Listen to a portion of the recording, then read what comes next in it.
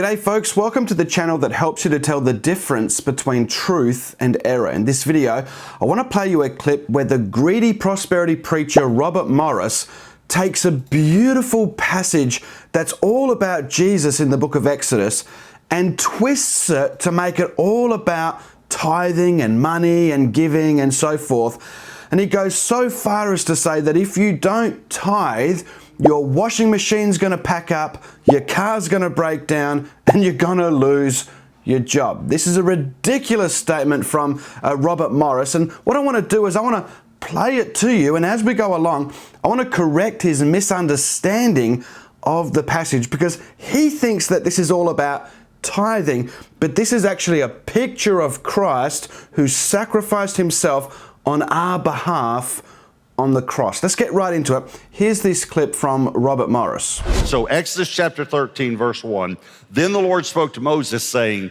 consecrate. Now here, the word consecrate simply means set apart or set aside to me all the firstborn. Whatever opens the womb among the children of Israel, whatever opens the womb among the children of Israel. Remember, Romans 11 says we've been grafted in to the nation of Israel, if you believe in Jesus, all right? It is true that we've been joined to the people of Israel, but if he started at verse 11, he would have seen that these laws only applied in the land of Canaan that God was giving to the Israelites, right? It says that in verse 11, just open the Bible, look for yourself. These are the laws that were to be applied when they entered the land. They weren't being applied when they were in the wilderness or outside of the land of Israel. In addition to that, the Old Testament sacrificial system has been completely done away with. There are no more Levitical priests. There's no physical temple building anymore, right? Church buildings don't become the house of God. There were no church buildings in the New Testament. I've done a great video on this. You can watch it by clicking on the link in the description. But he's trying to kind of bring people under the old covenant system that was a shadow and type of Christ. Let's keep watching. Whatever opens the womb among the children of Israel, both the man and beast, now watch these three words, it is mine. It's worth noting here that mine doesn't mean Robert Morris's. Mine means God's. And we'll see in a moment here that these animals were offered to God as a sacrifice on the altar, or they were redeemed with a lamb that was sacrificed. But let's keep watching Robert Morris.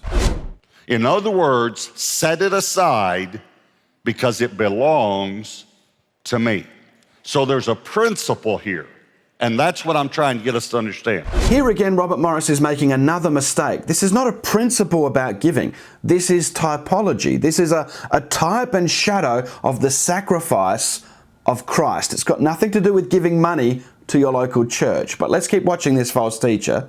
Verse 12, you shall set apart to the Lord, set apart, same thing as consecrate, to the Lord, all that open the womb. That is every firstborn. This is the principle of the firstborn that comes from an animal which you have.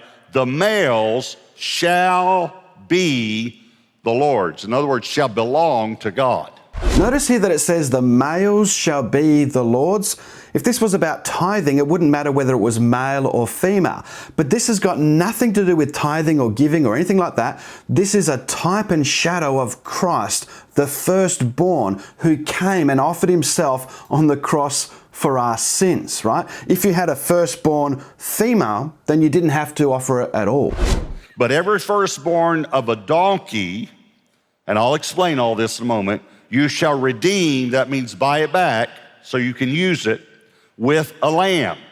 And if you will not redeem it, now watch this, then you shall break its neck. Now, I need to just mention here just for a moment this principle. This principle applies to tithing.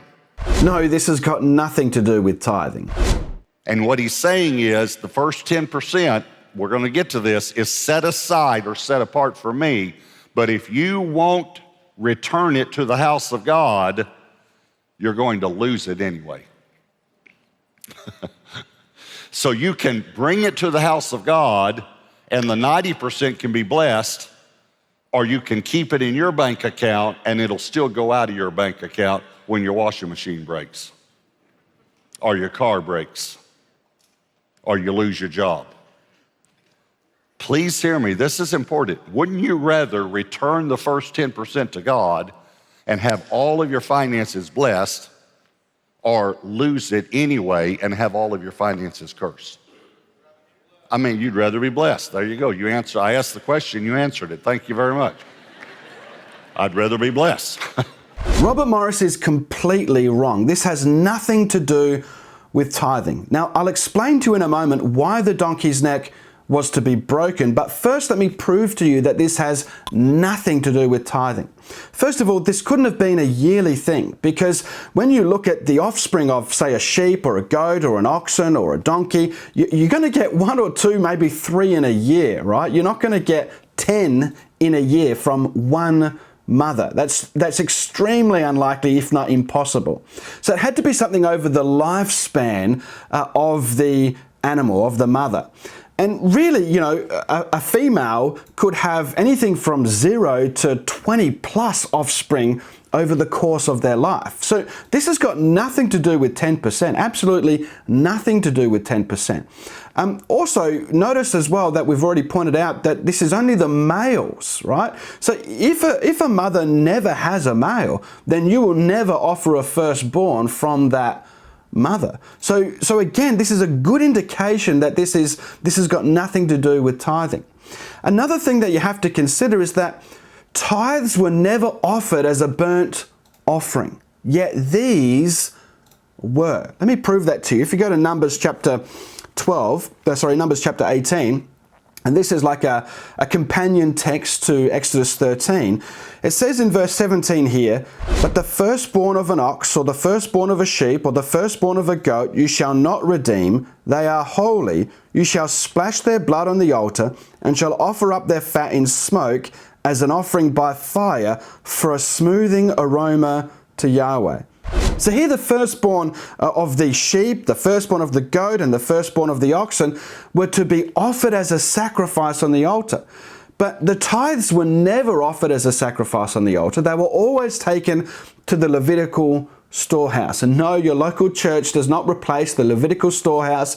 And no, your local church does not replace the Old Testament temple. Your local church is not the house of God, okay? That's borderline blasphemy to say such a thing. I've done a great video on it. I'll put a link to it in the description below. But it's very clear that these firstborn animals that are being sacrificed have nothing to do with the tithes. Nothing whatsoever to do with the tithes. Now, I mentioned that I would explain to you why the donkey's neck was broken. So, as we've seen here, the firstborn of the clean animals, the ox, the sheep, and the goats, they were to be offered as a sacrifice. But the firstborn of the unclean animals, such as the donkey, the horse, the camel, even a sheepdog, there were sheepdogs in the Old Testament, they were to be substituted with a lamb. And a lamb is a clean offering. And that's a picture of Christ, the substitutionary sacrifice for us, the unclean ones.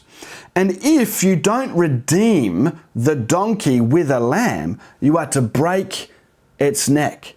Because without the sacrifice of Christ, the punishment is death. That's what this is a picture of. This has got nothing to do with tithing, nothing to do with giving, nothing to do with these greedy prosperity preachers. It's all about Jesus Christ. Now, I mentioned that I've done a great video on why your local church building is not the house of God, and you can watch it by clicking up here. Until then, I hope you've liked this video. If you have, please consider subscribing. Give me a thumbs up, hit the bell notification button. I'll see you in the comment section, and you'll see me in my next video.